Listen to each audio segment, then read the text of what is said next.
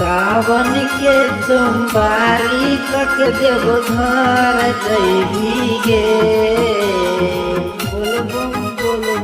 सावन के सोमवारी कक देव घर जैबी गे।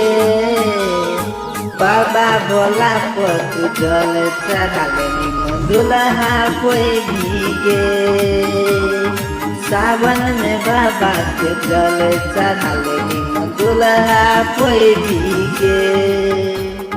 कहबर के सावन में देव घर जइगे।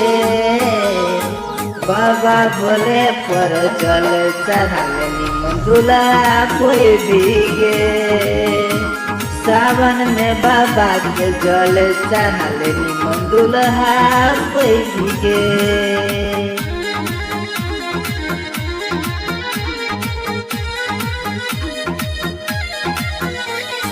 सावन में बाबा के जल चढ़ाले दुल्हा कोई भीगे। सावन में बाबा के जल चढ़ाले दुल्हा कोई भीगे। कोसी गई है जल उठा कर देव घर है गे। बढ़िया संग बोल बोले बाबा दुआर है गे। कहू संगू काबर लहका कोसी गई है जल भरेली है गे। रास्ता पेरा बोल के नारा लगावे है गे। भोला के जब जल चढ़ेला भोला खुश है तो गे। सावन में बाबा के जल चढ़ाले दुल्हा मिले तो गे। सावन में बाबा के जल चढ़ाले दुल्हा मिले तो गे।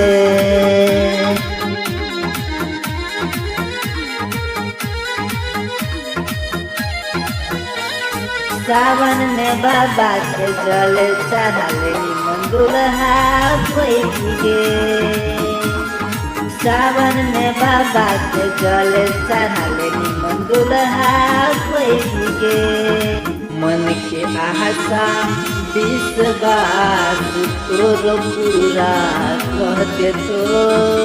मन में सपना छौके बाबा तोर पूरा दे तो। कहू मन के सपना तोर आस सब पूरा कह दे तो। आशा राख बाबा भोला सब पूरा कह दे तो। तुझे सकबरिया संग में बोलबम के नारा लगई भीगे। सावन में बाबा के जल चढ़ाले दुल्हा कोई भीगे। भोला बाबा के जल चढ़ाले दुल्हा कोई भीगे।